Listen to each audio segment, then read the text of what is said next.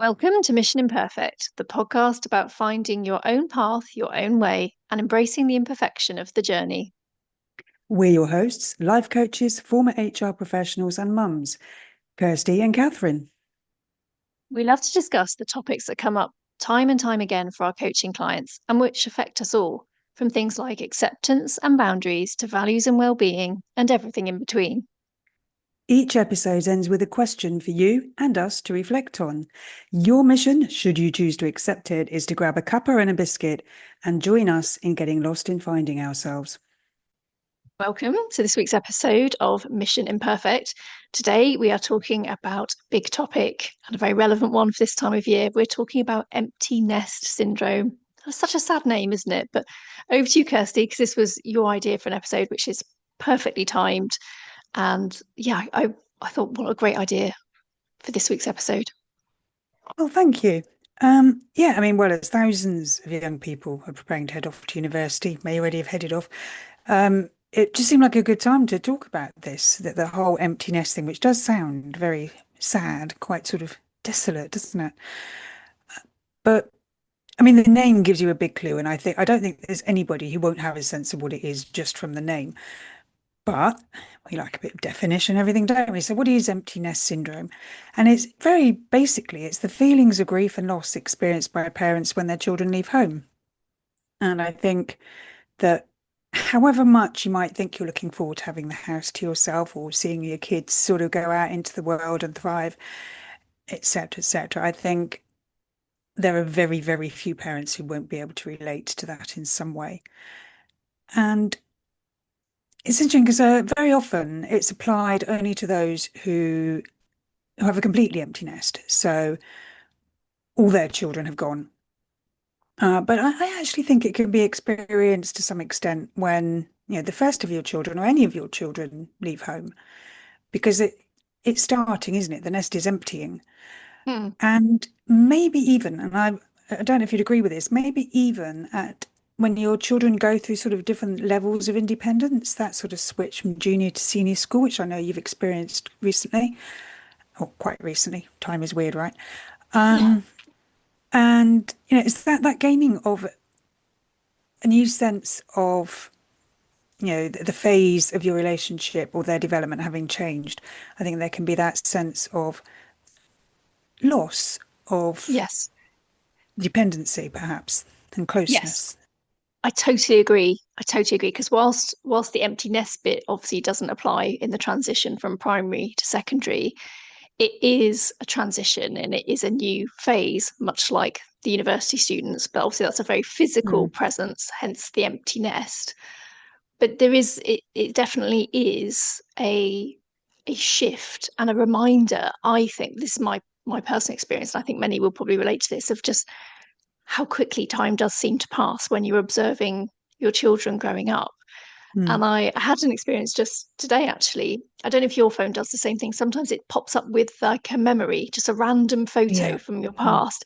And it was one from, I think, 2014 or something when my daughter was tiny. And of course, I remember it not like it was yesterday, obviously, but you just think, wow, where did all that time go? And, you remember little things that they said and they did that they just don't do anymore because they've grown up and how they've changed and they're that bit more independent, need you a bit differently. And I guess that's really noticeable when children leave and go to university. I mean, I guess they're not even really children anymore, are they? So, but even though they are obviously still your child, it's a real shift that you are adjusting to. So I would agree because you mentioned it's around the words of grief and loss. And I think that Mm. that can apply just for these shifts, but I think it's most noticeable and perhaps recognizable, and hence the term for Yeah. when your sort of 18-year-olds are moving out, leaving you behind with your empty nest. Indeed, yeah. It's that is such a big physical change as well as emotional change, isn't it? Mm. And I mean, it kind of begs the obvious question, don't we want our children to spread their wings and do their own thing and be independent and successful in their own lives and whatever? And hopefully the answer is yes, of course we do. But but even so, I mean, we spend years, on average, probably about the best part of 20 years. In some cases with, the problems with high rents and mortgage difficulties and so on being what they are, more than that. Um, with them very physically close. And not just that, but we are spending so much time and energy, physical, mental, and emotional, looking after them and looking out for them. We arrange our whole lives around them. We'd die for them, we'd kill for them, and they're gone. Yeah. Literally overnight, they've left the house. They're not there anymore. You're not making them breakfast. You're not dragging them out of bed. You're not worrying about whether you got the washing done that they wanted done, or whether you bought what they wanted in the groceries, or whether they're coming home tonight or not, or whether you've Yeah. got to go. Yeah, Or what's that's hiding under their bed, all gone, or isn't all it? of those things. Yeah.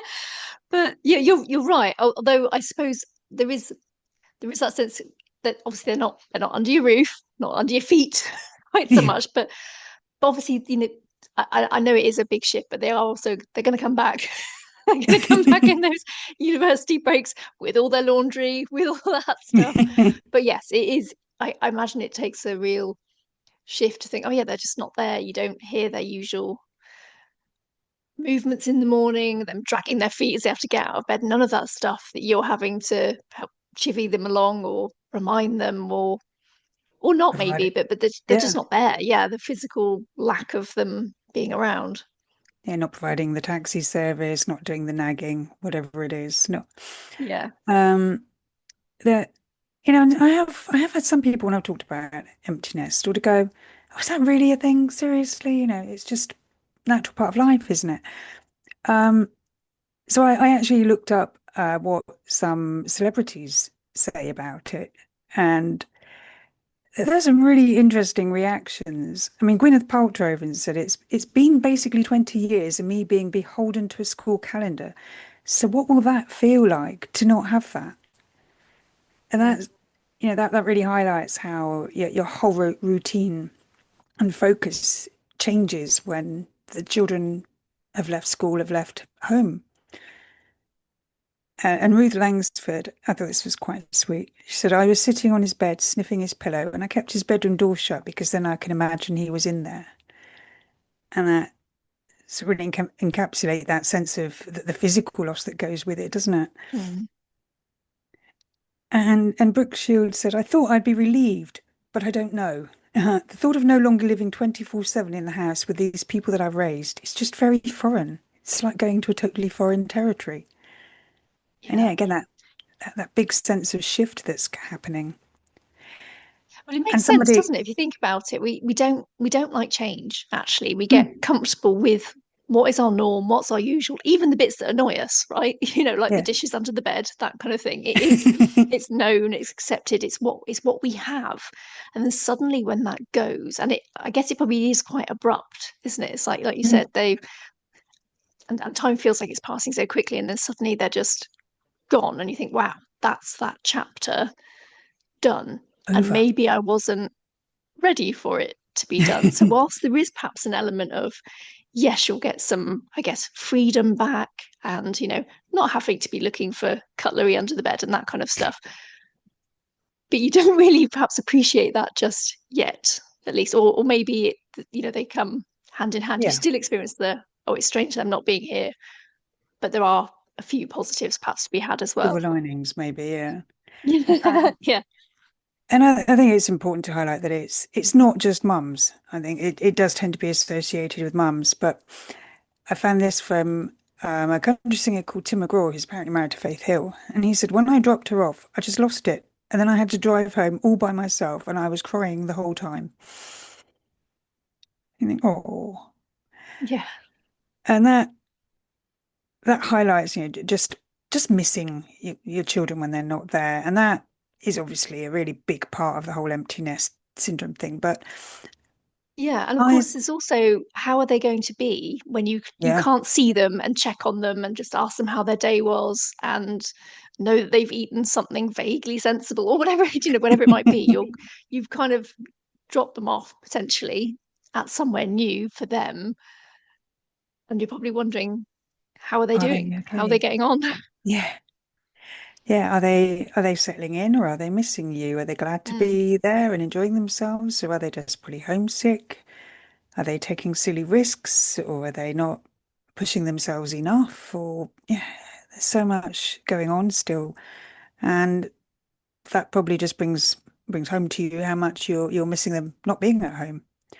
mm, And it's, it's the loss of the physical presence of your children, that simple missing them. It's, and you referenced this earlier, that the loss of a phase of your life is very much the end of an era, isn't it? yeah. And we kind of have the smaller versions of that as they go through different stages, like that switch from junior to senior school and so on. But this is a really big one, that phase of your life where they had that dependency on you day to day, and it's over. But and I think everyone probably relates to those 2 points, that's that sense of loss and things changing. But I think there can also be a couple of other elements that are maybe not so widely discussed, and that's the loss of a sense of purpose, of being needed, and maybe a loss of identity too, because we spend so long very focused on our children, very focused on being parents and all that goes into that. And that goes with the children, doesn't it? I mean, you spent the best part of 2 decades being mum or dad. You know, and when you consider the relationships and the activities that are based on your identity as a parent, the amount of time that you spent every day doing practical things for your children or child, the amount of time and energy spent thinking and worrying, especially the worrying about your children and what you need to do for them and what they might be doing or not doing, that's that takes up so much time and energy and defines your sense of who you are. Um, I mean, there are probably people who only know you as your child's parent. You are so Yes. and so's mum or so and so's Yeah. dad. They don't even know your name. You would never have met them or have anything to do with them if it wasn't for the fact that you had your child. And you may well, I mean, some of those people, you build your own relationships with them, and they become part of your life in kind of in their own right and your own right. But others won't. And it's all suddenly gone, and you're not being referred to in the same way anymore. You're not known to people in that capacity in the same way. Yeah. There's just actual distance, isn't there? Kind of reinforcing that kind of the gap and that loss that you were talking about, the fact that they are physically, you're probably still worrying about them, like you said, but just Of from a course. distance. It's not so immediate. You're not basing what you do around what they do because they are not nearby. You don't know exactly what they're up to. You might have a rough idea of what they're supposed to be studying or something, but what they're actually doing, you don't know. So it's just, yeah, you're widening that gap, I suppose, in where your lives were, sort of overlapping so closely. They're now kind of not drifting apart, but you know what I mean? Just physically, there is a bit of distance now. So yes, I agree, your sort of identity as someone's parent, I'm sure it does feel very different. And so when all that stops, I mean, okay, we all know that the worrying and thing around them isn't going to stop. But when all the doing for them, all the relationships and activities that based on the fact that you are the parent of a child or young adult who is under your roof, when that all that stops, who are you and what are you supposed to do with Mm, all the time and energy that isn't going on that anymore? And I think that in that, the space and the silence of that empty nest, many of us find ourselves having to work to reclaim a sense of self outside of being mum or dad. yeah. It's, and when you don't have all that going on for you, without all those demands and the distractions, you might also start to see aspects of your life in a very different way. potentially becoming more aware of the Yes. problems. The relationships, whether that's a romantic relationship or a friendship or a family relationship, your work, Mm, it can all start to seem different. A job that you did because it fitted around school and parenting and everything, you may feel very different about that when you don't have to fit it around school and parenting. yeah, it takes up a bigger space, or has the capacity to do that, and you might realize, does this still fit anymore? Does it feel right for me anymore? Because in many cases, we're almost being gifted, aren't we, a bit of extra time back Mm. that we might have been spending on all this parenting, and then not quite knowing what to do with it. That's another dilemma. We talk so often, don't we, about not having enough time in the day to do all the things, like especially when they're young. Can you remember all the paraphernalia you used to have to carry around? It used to take forever just to get out the house, and that gets easier, but gets replaced with other things like the taxi driving and the cooking for random people that show up and all that kind of stuff. And suddenly, when that all drops, you realize you do actually have some time. You've been given it back, and it's like, well, what do I now do with this? Because I'm not used to it. Yeah, you've lost touch with the things that you used to like doing when you did have the time because they've been superseded by a whole new set of things connected to parenting. And now you don't have to do them. They're not needed. So I would argue it's hardly surprising that some parents struggle hugely when their kids head off into the I was great going to say, unknown. are there any parents that are just going, yes, thank goodness, bye? Maybe there's someone listening going, actually, no, I've been waiting for this day for a long time. I mean, I actually remember joking with my parents because I'm the younger sibling, and I was like, right, you're going to have all your freedom back now. And I actually remember the day when I was dropped off at university, and I was the last person to arrive in my flat in our halls of residence, and they'd all gone out. And I was like, oh my God, they're all here. They've all made friends. They've all gone out. And I was there on my own, feeling a bit, a little bit Um, yeah, terrified and a little bit. nervous. And I was like, am I going to know all their names and all that kind of stuff. And then my parents drove off and left me there. And I do remember feeling a bit like, God. And apparently my mum did cry all the way home, as, Oh, as, as parents do. But it'd be interesting to know if there are parents who are just like, actually, nope, it was all good. It was all fine. Because we are kind of supposing that most people will feel some kind of sense of that loss, but yes. they're going to perhaps feel it very differently, aren't they? Yeah, and I don't for a minute imagine that everybody feels the same. And that's okay, isn't it? Yeah. Some are going to struggle far more than others, and some are going to be able to embrace all those opportunities we talked about, the greater independence and freedom they've got, more time. Some will immediately be on that. They'll know how they want to use that, or they'll enjoy finding out how they can use it. And that's not to say they won't miss their kids. I think, as we said before, I think that most parents will miss their children when they go, but they will be better able to skip to that point of using their time and energy for themselves and enjoying doing that. Whereas some may well feel guilty about doing that, especially perhaps if their children are struggling to settle away from home, or if they've got friends who are struggling to adapt to it, they might feel a bit guilty. It might, saying thank fuck the kids have gone at last. Well, I've turned their room into a gym. Yeah, bought a pot of paint on the way home, decorated the room, threw out the bed. Yeah, that's probably a very extreme reaction. But if that's what works for you, then good for you because you've got a life and you're entitled to it. I think what it's probably really important to say that different reactions don't mean anything about how much you love your children. You can be prepared to die for your children and still celebrate them going away, and still enjoy time away from them.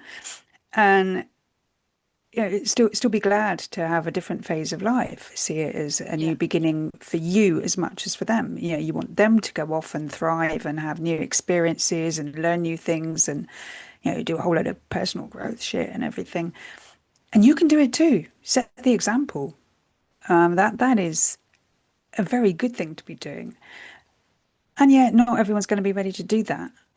not straight away, and maybe not for some time, and maybe it'll take a lot of Yeah, work to get there. And all of that is okay. yeah. Well, it makes sense, doesn't it? And we mentioned the word grief right at the start, the grief of an end of an era. Hmm. And much like grief, there is no kind of time scale for these sorts of things. But when you should be feeling differently about something, it just doesn't work like that. It's going to be different for everybody how they experience it. But for those that are struggling with the empty nest bit, and it's a shame it's got such a sad sounding name, because if you think about a nest is as the representation of a home. A home is more than just where you have, the eggs and the babies, isn't it? But we use the term empty nest. So a barren nest Hmm. is quite a sad sounding thing, really, isn't it? But for those, because we use the term, that are perhaps struggling with this empty nest syndrome, what sort of things do you think people can do to help themselves? I think the first one is it sounds a little bit sort of bland, but be kind to yourself because that point about it being okay to feel how you're feeling, whatever you're feeling as part of this grieving process is natural and it's okay and it's going to look different for everyone. So just allow yourself. Don't try and fight it. Don't beat yourself up for it. And and if you can, try not to judge other people as well about how if they're handling it differently. Because that always comes from a place of judging yourself. So yeah, just allow it. It's okay. It's not going to be forever. Because you feel it now, it doesn't mean you're still going to be feeling it in 10 years' time. Or even 10 weeks' time. Maybe even 10 And days. Who before you know knows? it, they'll be back, because my recollection is the university term times are distinctively shorter than like school ones. So you'll be thinking, hang on a minute, so you've only been gone a month and you're back. It's just, how did this happen? And maybe those will be the times you'll be living for initially, and maybe it will gradually transition into almost feeling slightly relieved when you get the house back when they go, having thoroughly enjoyed having them back for a while. Who knows? So yeah, just be kind to yourself, allow what you feel and see where it goes. And don't make it about how much you love your children because it's got nothing to do with that. It's a rite of passage you're going through. Maybe make a list of the things that you like to do. All those things that you've been saying over the years. Oh, if I had time, I'd love to do that. Start writing them down. Then pick one and do something to make it happen. I mean, maybe it's something you can do all in one lump. Great, do it. Because then you can start to appreciate the opportunity a little bit more when you start doing things you couldn't have done when the kids were home. You know, maybe it's like there was food that they wouldn't eat and you never bothered to cook it for yourself because it wasn't worth it. You know, the takeaway they never liked, so you never had it. This is your opportunity to do that. The programs they rolled their eyes at, you can watch them in peace now, Without them rolling their eyes and in the huffing and background. yeah. So yeah, all that sort of thing. Wear the clothes that would have embarrassed them. Make the most of it. And in talking as we did about, possibly losing some sense of purpose and identity, it might be worth considering or reconsidering your values. And we happen to have a whole episode on that if you want to think a bit more about that, and we'll put a link to that in the show notes. But if you start looking at your values and reconnecting with what really matters to you outside of all the obvious purpose around parenting, then maybe that will give you some ideas of how else you can fill a nest. Think things like regular self-care dates. Just Wait, it doesn't have to be self-care. Maybe it could be a date night with your partner or with somebody you met online or down the pub the other night, whatever. Knock yourself out with it. But put some dates in the calendar for things that you want to do and people you want to spend time with, things that make you feel good. So you've got something to look forward to. I'm a big And fan of having something to look forward to. I think that's really important, actually. I think it's always nice to know something's coming up. And you can also have when they're coming back in the calendar. But in the meantime, you're not beholden to anyone else's timetable. Yes, you'll have yeah. perhaps your other obligations, responsibilities, work, and so on. But outside of that, like you said, you can go out and Mm, have the food that maybe you wouldn't have done before, and just do something that's just for you, actually, because you're not beholden to someone else's sort of wants and needs. So yeah. it's a chance to do something that a little bit different. Yeah, which you would have probably felt quite guilty about doing before, and now you can do it guilt-free. So enjoy it. And also, the more you start doing for yourself, the more you've got to talk to your children about when they come back for holidays. If all you're going to do when they come Yes. back is sit there and go, I've been so miserable, I've just been counting the days till you come back. Yes. That's probably not going to Puts feel a bit of good to pressure on them. them, A doesn't little it? bit, Yeah. doesn't it? Yeah. And finally, I would suggest letting it out of your head, being willing to talk to someone. I mean, coaching is always an option, obviously. And yeah, if you think that could be for you, then have a word. Or journaling, if you prefer something a little more private. Just allow yourself to get it out of your head so it's not going round and round all the time. I think that's true. Pretty much everything, but I can definitely Of see how course. it would be really helpful in this case because it is very normal, I think, what we're trying to say to feel all of those things, especially at the start. It's a Yeah. major adjustment and it's a struggle, for some people to realize, oh, I'm not perhaps needed in the same way. What next? What do I want? You don't have the answers for all those things yet. So it feels overwhelming and it can make you feel, a bit out of control or unhappy actually with that shift. But that's because you haven't yet kind of settled into it. So it's almost Yeah. you can't avoid it. So maybe Hmm. just acknowledge it for a moment and accept it, but no, it won't be forever. And that there are things you can do to help as well. Yeah.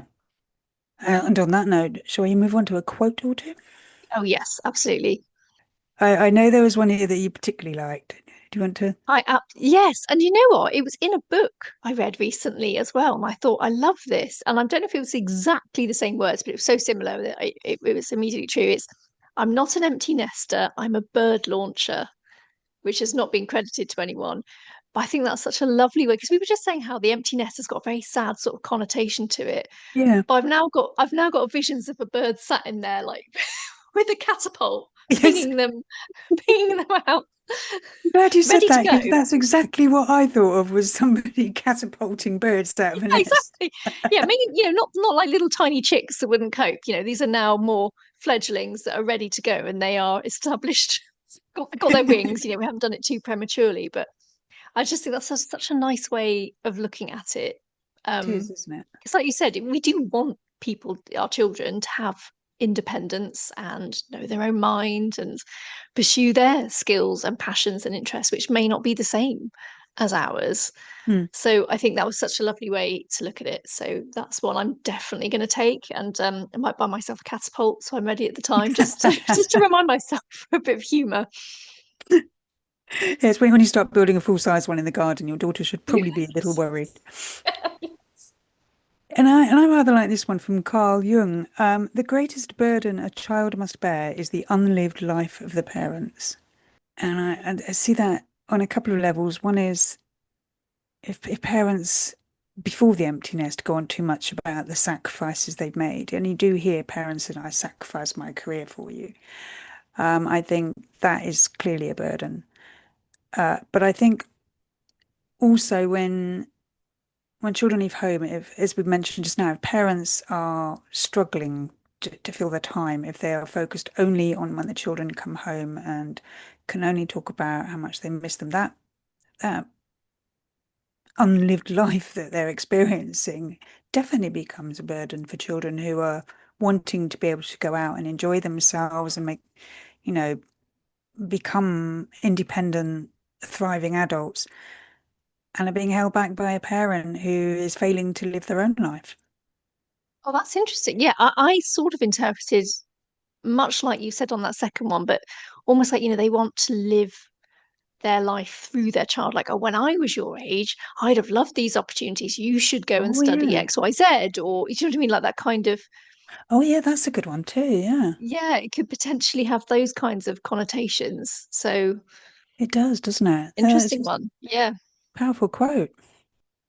And one that another I enjoy. There are two gifts we can give our children. One is roots and the other is wings. And coincidentally, we did an episode about roots as well. So we could, Yeah, it was a bit random. Just gonna say a if you little didn't bit, already a catch little it, bit. we'll put a link to that one as well. But yes, very much with the bird launching, making sure they've got wings as well to do that. So there is no, disaster. We certainly don't want that happening. But yeah, that's actually almost the opposite really of that, the burden. that you mentioned in that other quote, Yeah. where you're kind of sort of almost, I think, weighing a child down with perhaps expectations or pressure or guilt, whatever it Mm. might be, even though we don't necessarily mean it. But actually, I think it takes a huge amount actually to say to someone, like, off you go and do what you want to do, and I'll still be here with the nest ready for when you come back. But then also the catapult to fling you back out again when you, Yes. when you need to go. Yeah, just don't stay too long. Yeah. Yeah, exactly. TikTok, I'm going to load it again. I'm a little bit worried about you and the catapult, Catherine. A I little know, bit. yeah. So I seem to be a little bit obsessed. It's only because it gave it a bit of a comedic effect for me, which always helps. Absolutely. Oh, and I keep using that word. Absolutely. Shall we move to a question?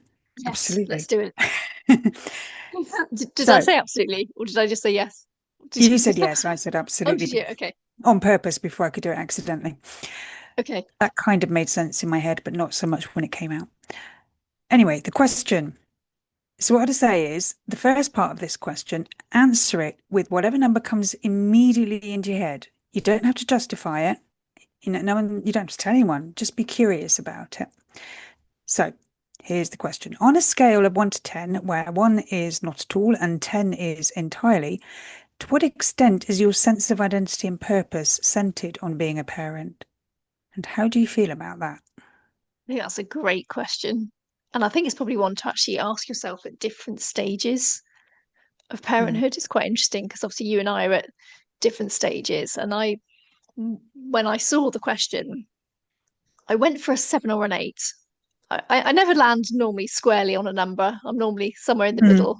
Like if there's a scale up, and I know that's like that kind of like, how would you rate our restaurant? And you've gone for that yes. score, which they don't really like. They want you to be 9 or 10, and you're a 7 or an 8. But I did think about why I said that, and I think it's because so my girl is still relatively young. We're in that sort Mm. of tween stage, and we're navigating that and its challenges as well as we can.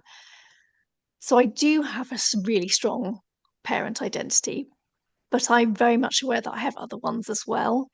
And I'll be honest with you, I think that's because being a coach, you do become so very self aware. Because when you're Yeah, working with clients, you're helping them with their self awareness. You can't help but then reflect on your own experiences and your own awareness. So I think I have yes. that as quite a strong identity as well. But I'd say my mum sense of identity and purpose is probably my highest and strongest one. And I hope it always will be, but that I learn to know and accept what that means over time so that she won't need me as much in later years, but I'll always be there. So the number might shift, but strangely enough, the sense of identity will still, I think, be quite strong, Mm. just in a slightly different way. I mean, interestingly, 7 was the number that popped up for me too. And that surprised me because I think if I had had to rationally work out a number, I would have probably put it lower. I've had a very different experience of emptiness because my son went to live with his dad and his dad's new family when he was 14, which is he's 23 now. I won't try and do the maths. Is that 9 years? Yeah. Yeah. Yeah, I can do Um, that kind of maths. Don't ask me anything more complicated. That's okay. so yeah, 7 surprised me because I'd had to let go of that sense of myself as a mother in very practical ways quite a long time ago, or start working on letting go of it. It certainly didn't happen overnight. Uh, but actually, I guess that my son moving out turned out to be the trigger for doing an awful lot of work on myself and ultimately getting into coaching. So, in that way, my experience as a mother, who I am as a mother, has been absolutely pivotal in that sort of evolution of my sense of who I am and of my purpose. But I think that that's different from it defining who I am. I don't need to be doing the parenting stuff to feel a sense of purpose. I don't know. I feel that in many ways I'm not really answering the question, but I did follow my own instructions. So You gave a number. You're winning there, Kirsty. I'm going to leave it there. And it was interesting being curious about that number. So yeah, Yeah. I'll just repeat that question then because it's an interesting exercise. On a scale of 1 to 10, where 1 is not at all and 10 is entirely, to what extent is your sense of identity and purpose centered on being a parent? And how do you feel about that? And do not try to justify your choice of number. Just accept it and be curious about it. Yeah, love that. I think that's a great question. So, I think that's everything for this week. We've mentioned a few different episodes. We've got some resources because we know this is quite a big topic. So, we will share all of those in the show notes. And we'll see you again soon for another episode. Thank you for listening to this week's episode of Mission Imperfect. Please visit the show notes for details on how to contact us and for any resources we may have on the topic discussed. Until next time, keep being imperfectly you. No one does it better.